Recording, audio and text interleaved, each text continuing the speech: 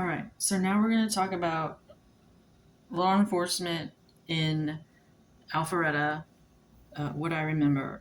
So I think the first time I called the police was after I noticed some people randomly walking by my Renegade. I had shortly before the divorce of like September, October 2021, I had purchased a Jeep Renegade Latitude 4x4 manual transmission from Carvana with a note from Bridgecrest, which is Carvana's lender.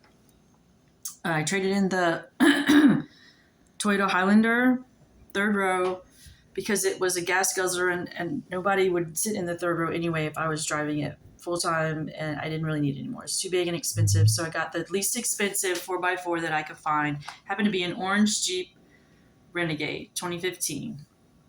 No structural damage, low mileage, safety color, 4x4. I think that was my parameters. So I noticed one night, one morning actually, I usually wake up around 3 a.m. if I'm not, stressed, I guess, and to go work out. So I wake up and I go outside and smoke a cigarette. Only I see this fat black bitch walking by my car. And she looks like the stupid idiot that was on Cerebral. Look at my teeth. See, I don't have a gap there. Sometimes it looks like it. We'll talk about that later. She looks like the fake therapist from Cerebral walking by my car. And I didn't say anything, and I see some other guy who looks like Mark Goodson wearing a black hoodie like that, the kind you buy in like a Hispanic thrift shop or something, or a flea market. They were popular like in the 90s, early 90s. He did have one actually. So I'm watching this, and all I hear this black lady say, "Stop stalking me." I thought she was yelling at the guy with the black hoodie. So I called the police, or I think I said something to see if I could scare him away or yelled something, and nothing happened. So I called the police, and it looks like Robert Michael Hodes Jr. shows up, full police uniform, SUV. And then another, let me go back. So he shows up, and I'm on my balcony, and I think he asked if anyone else was in the apartment with me, and I was like, no. Well, then he's like staring at the window or something, staring at the building, and he asked me again, "Are you sure there's no one in there with you?" And I'm like, "Well, I don't think there's anyone in here with me. There shouldn't be anyone in here with me." And he said to come downstairs. So I go downstairs, and I don't remember what he said. And I told him, I explained that people just randomly walk by my car for unknown reasons, like go out of their way to walk by my car. And I saw this woman walking by my car, and she was yelling at someone, or I thought she was yelling at the guy in the black hoodie to stay away from her or stop stalking her or something. So while we're talking, another SUV pulls up behind him, and someone that looks like Paris Hilton, I just say Paris Hilton because it looked like she had straight white hair and small framed. I don't know who it was. She didn't say a word. So, what happened? I guess that was it. Some white car came to pick I can't remember now what happened, but the black lady, I think, got in the white car that pulled up around the other side of the building. That I was on the side closest to West Side Parkway, and there's another building that faces like the side road. So the black lady got taken by the other white car, or maybe it was the hoodie guy. I don't know. I don't remember. So he said, "Okay, go back, whatever, to my apartment." So I go back to my apartment. Then, let's see. I guess it was before the accident. I go to the Cowboy Junk. No, this is in the interview. So I think it's the same guy. Robert Michael Hodes Jr. shows up. I'm about to go work out. I have my workout clothes on. I just finished work, I guess. Go work out. I start to walk out the door, and poof, there's someone standing there in a full police uniform and says he's here for the interview. And I'm like, what interview? Just sort of walks right in to my apartment. He doesn't say. He sits down. at the computer area desk. I'm sitting at the computer and he pulls up a chair next to me and asks me a bunch of questions about, I don't know what. I keep asking him, oh no, asked me if he wanted a drink, and I gave him I had fizzy water cans, and I think I poured them in a glass. I don't remember. Anyway, he kept asking me questions and questions, and I was showing him how to do something on the computer. Something about cell phone stuff, like, do I know about cloning phones or something? Or like, maybe it's about cell tower stuff. How it was something about how maybe it's a cell phone. You have a cell phone and then you have all the clones or all the fake ones or whatever. And I don't remember exactly what we talked about, but David showed up along with like Robin Rogers and Elizabeth, the big nosed redhead or yellow. I don't even really know what color her hair is. It looked red to me in high school at North Shore High School. Who else do I remember? I think, yeah, Jennifer Hodes was there. All in my apartment. While I'm facing the computer, they're all behind me. David walks in.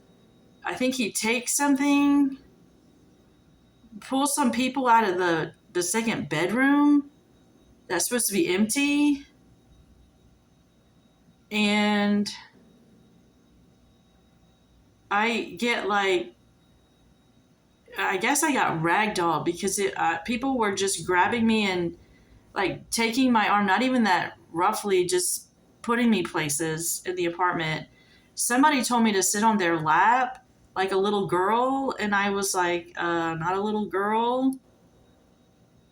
And so they had me sit. I sat on the lap, and his face was right here staring at it. I couldn't move. I'm just sitting there staring at this person, and they kiss me, and I throw up.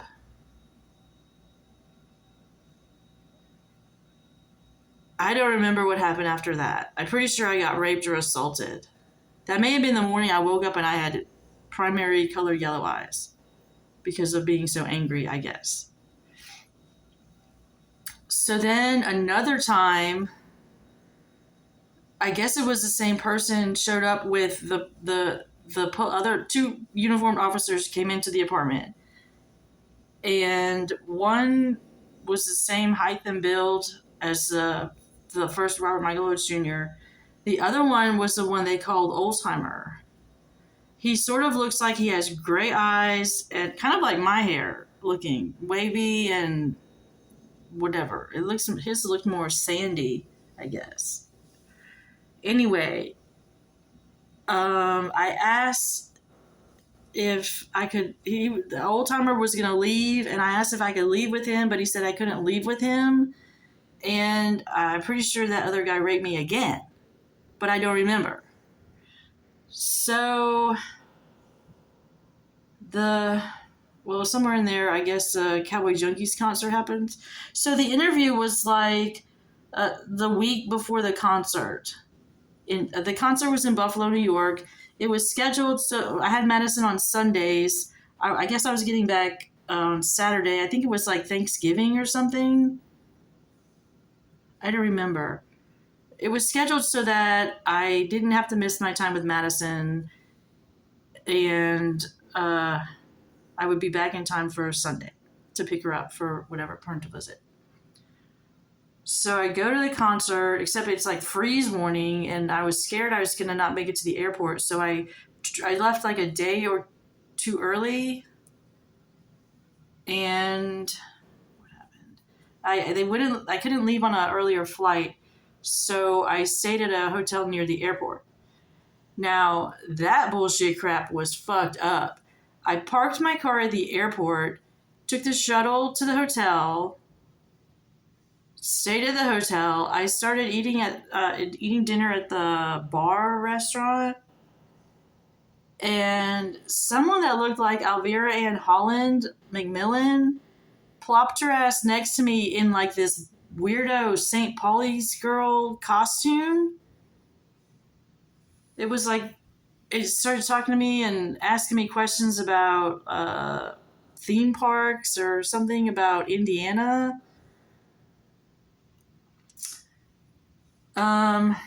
Some other guy sat next to me to the left, asked, said he used to work at a winery in California and he got free wine and it didn't really matter the flavor of the wine. And I'm like, well, that's really weird for someone who used to work at a freaking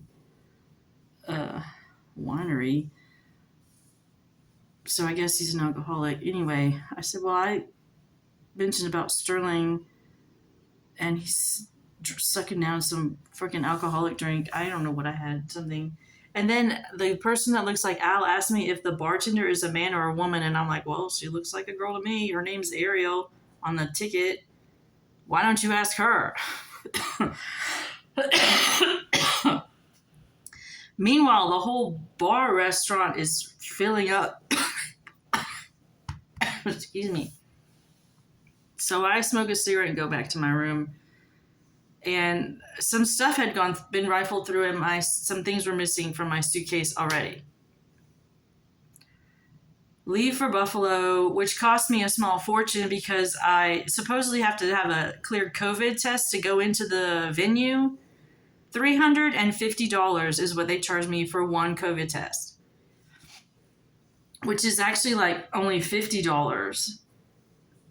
So I guess I paid for 6 other people to have their COVID testing, or they're just, I don't know, overcharged me for everything. So I guess, and then I think after the concert, I guess that's when the 2 cops showed up, old timer and the other guy. Then the police come in and they tell me I have to change my phone number. I can't have the old 404-275-4210 number. And I'm like, why? That's the number my children know. He wouldn't tell me why. They don't never tell me why. They just say, that's what you have to do. You have to change your phone number. So I get locked out of my email because I changed my phone number.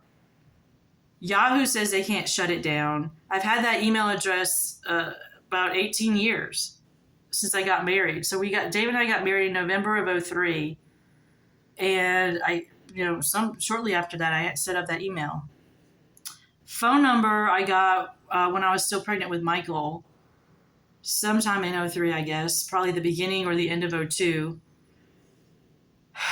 And I had to get rid of it in 2021 because some asshole cop told me to. Let's see what else I remember about law enforcement. Right. So then I start having phone problems, like people are stealing my phones and ruin my phone. So I take it to AT&T, who I had the phone with at that time, and I'm like, somebody messed my phone up. It was covered under insurance or whatever, and they wouldn't fix it. They said I had to take it to You Break It, I Fix It, or something like that. And I'm like, I'm not paying for this. I didn't break it. So I was sitting there, and I called the police for some reason because I didn't think that was my phone anymore. So I call the police, and the old-timer guy is standing on, sort of in front of me on the right side.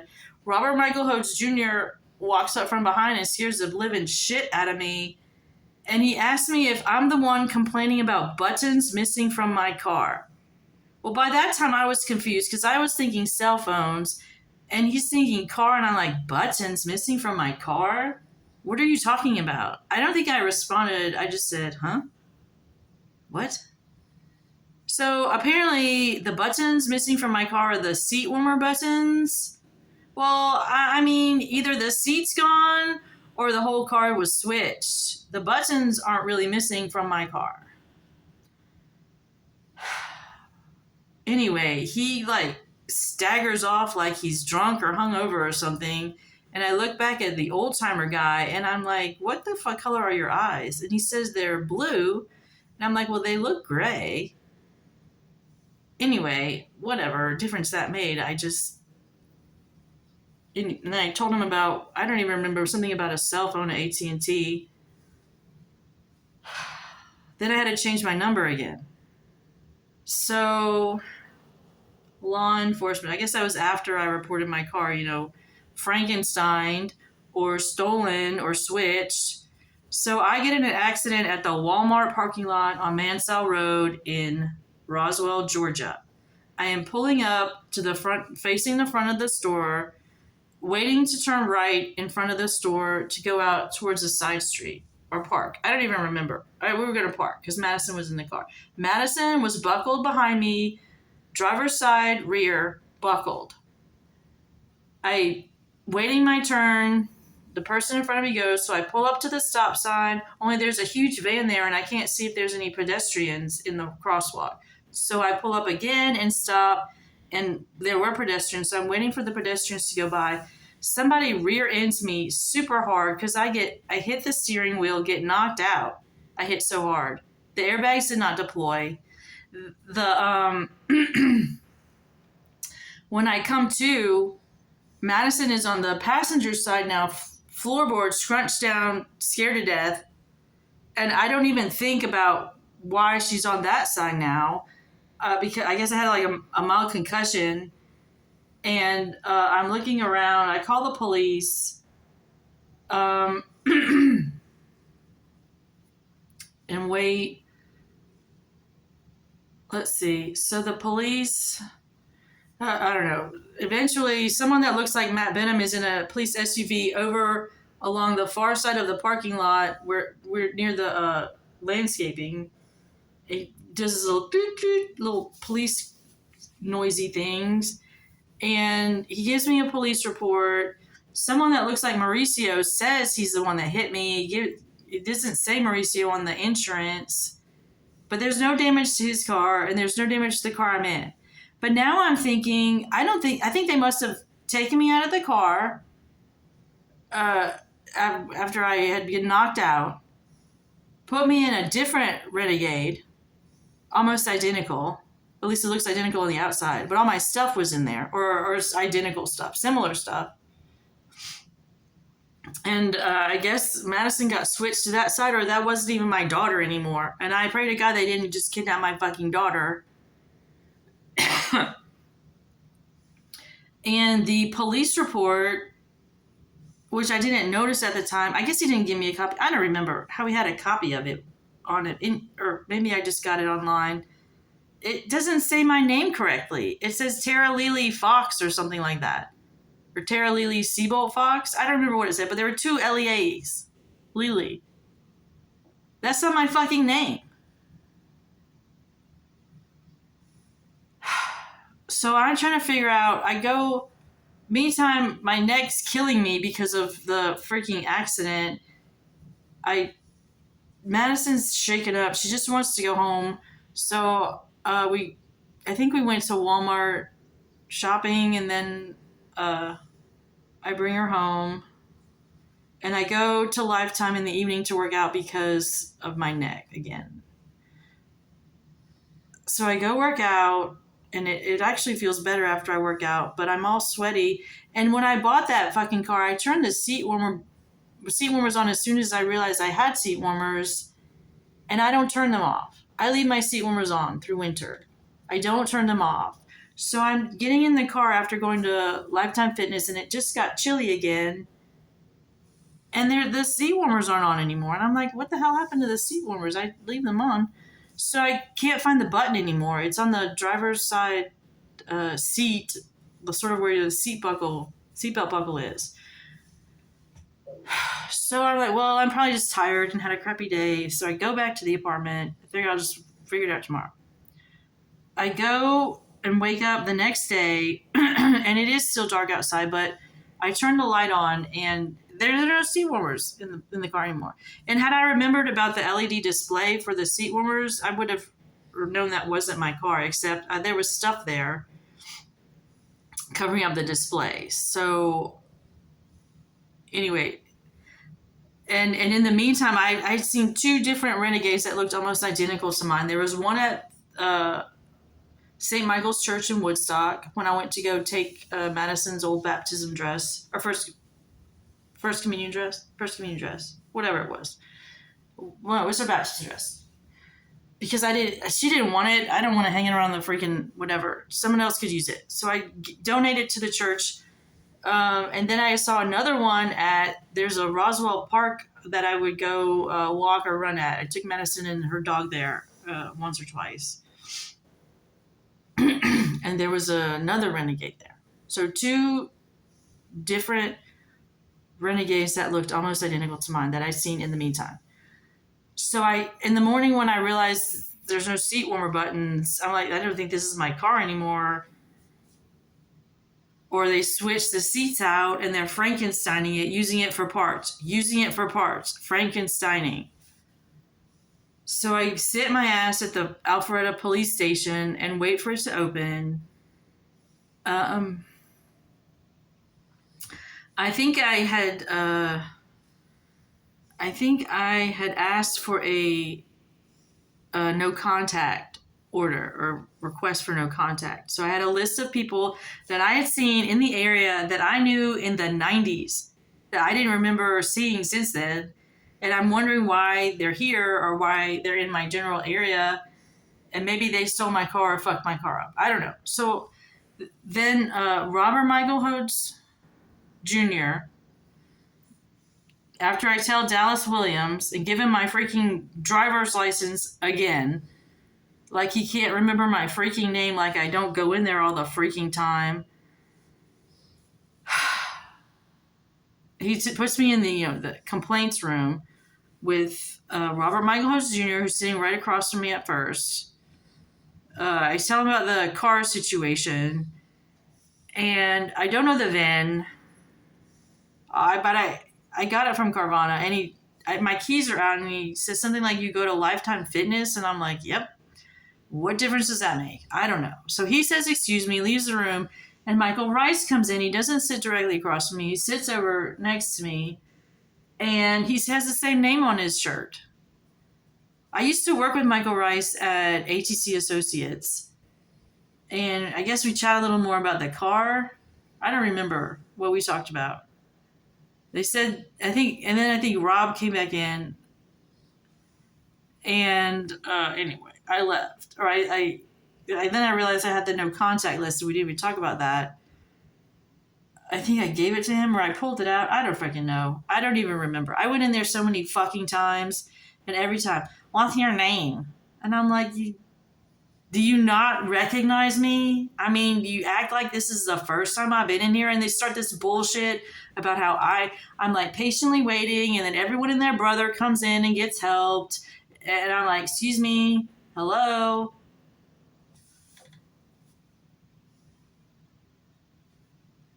Law enforcement. So I just randomly pop in to the Alpharetta Police Department. Piper Williams doesn't help me. Dallas Williams doesn't help me. I see some a-hole, fully uniformed police officer at the Fresh Market grocery store parking lot wearing a baseball hat that was stolen either from my apartment or my car. And I'm like, this is what I say. I saw someone, like, I guess, almost get arrested in the far end of the parking lot at the Fresh Market. So I'm like, well, good. Maybe somebody found my fucking car. Only the police show up and they start to go in, and I asked one of them, I'm like, are you aware they hire rapists at the police department? And he said, yes. I was like, wow, that was easy. And I look over, and this asshole has my fucking hat on. And I'm like, is that my fucking hat? Where did you get it? Blink, blink, blink, blink. Doesn't say a word, just stares. So I walk all the way down back to the headquarters, and I'm like, excuse me, I just saw a police officer with my hat on. Could you please inform him to dry clean that motherfucker and give it back to me? I don't want it to smell like him. And she said, well, that was Piper Williams. She said, I guess I'll see what I can do. Nothing back. No money for my cars, my clothes, my shoes. And then some asshole, I guess it looked like Monty, my first ex-husband, came to the apartment after, they tried to evict me for non-payment of rent when I wasn't even late with rent. I wasn't late with rent. I didn't give my key to anyone. I didn't invite anyone over. Not even my children. I told Michael, if that was my son, I said, don't even come here unannounced unless you see me face to face and you tell me you're going to be here. Because I didn't feel like it was safe anymore. where was I? Right. Uniformed officer shows up. He says, "Man, we want you to leave." I'm like, "Why?" Doesn't answer me. It's like I'm not even talking. It's like I'm not even talking to these people. I wait, no response. He said, I want you to write a letter to the management at the apartment and tell them ask them to leave, whatever. So I write the letter, and it says, Alpharetta police officer just said he asked me to leave. I had a 2-year lease here. I don't know what's going on, but I'll, vacate by January something. 30 days, I guess. Yeah, that was before the psyche eval. So I give them the letter. They say, "Okay, Tara, you can leave. Let me out of my lease." So I go back and start packing up or trying to figure out what the fuck I'm supposed to do, even though I signed a 2-year lease, and I don't even know why I'm being asked to leave, but there was the door jamb was broken one time when I got back to the apartment after having to go literally up and down the East Coast trying to get away from these people. Every hotel room I stayed in was at least robbed, that I would be sitting there trying to sleep and someone would try and get in the room. I didn't invite anyone over. I didn't give them the key. I would tell every single person at the hotel, "Don't give my key out. I'm not expecting anyone. I don't think anyone knows I'm here," or, I shouldn't have to tell the hotel clerk not to say my room number out loud. I shouldn't have to say that. Could you? Oh, they just went to the wrong room, Tara. Sure they did. That's why the door opened? Right. And then after buzzsaw night, I had to call the police because it sounded like someone was being attacked in the apartment above me. And then I get to the hotel that I guess the police said to go to. Someone tries to get in that room. Or I heard a bzzz after the attempted break into the hotel room.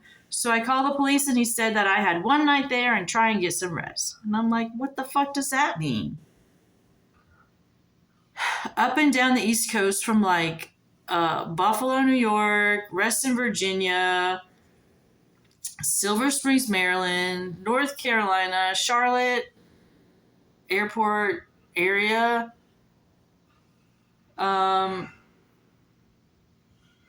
South Carolina, yep, Tennessee, Alabama, Chattanooga, and Nashville, although I didn't actually stay in Nashville because my booking thing got canceled, supposedly.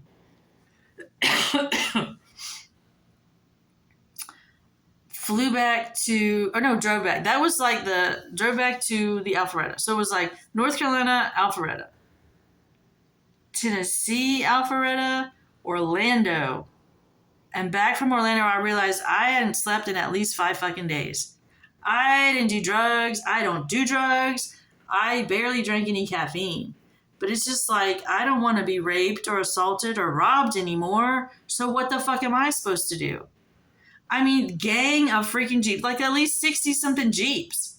And I see some stupid bitch in Lifetime Fitness wearing my clothes, and I'm like, is that my fucking shirt? Is that the dress I just fucking bought from Dress Up? Atlanta, Miami-Dade. I got a hotel in Atlanta because I'm trying to stay away from these people and not get killed or raped or whatever. It was $40 at just a shop in the Alpharetta Roswell area. Sparkly silver retro 70s dress. It had bell sleeves and cuffs, 2 or 3 inch cuffs. So I leave the hotel to go just piddle around Atlanta until it's time to go out. Just going dancing, just to get my mind off of this bullshit. I go back to put the dress on, and it was the 70s retro when I unpacked it. It's fucking 80s crap. 3/4 inch ruched sleeves. Just ruined the whole fucking dress. Ruined the whole fucking dress. I don't really care if you think this is boring. I'm not really doing this to entice anyone or keep anyone interested. I just want my fucking money back and my kids to know they're safe. So all of my clothes ruined, stolen, whatever. My skincare products ruined. I woke up one morning to put face lotion on and it smelled like Crisco. I bought Red Door perfume, went to put it on one time and it smelled like some granny fragrance. Meanwhile, I see some bitch walking through the apartment complex and I'm like, well, is that my fucking perfume, hoe? And who the fuck are you anyway? I bought Madison liked Calvin Klein fragrance. Summer, I think it was. I don't remember what it's called. Anyway, I went back to get it for her birthday and they were sold out. So I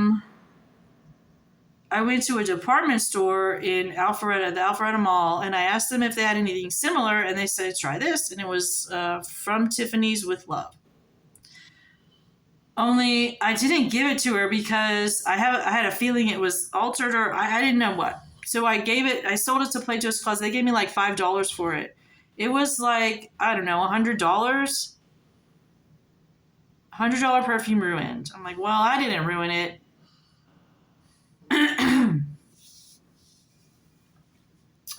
Makeup stolen, ruined, crapped up.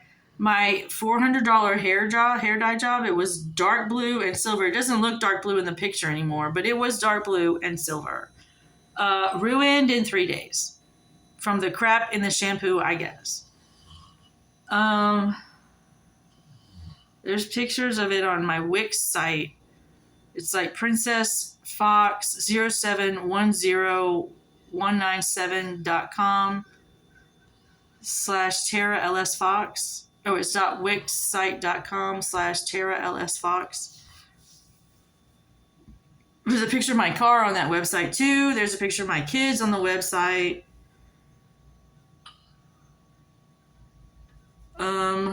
What else? So, I mean, I don't know. Then I get, psych eval again after 0296 gives me a jaywalking ticket when I wasn't even jaywalking. And I get a jaywalking ticket. And I'm like, what does some FBI anything have time to come up to Alpha fucking Retta to give me a jaywalking ticket for? You don't remember me? Or are you going to act like you don't know me or that I'm fucking crazy? Yeah. I'm not the fucking asshole running around giving people you robbed and raped a fucking jaywalking ticket. Anyway, whenever you feel like responding, FBI, they're all felonies.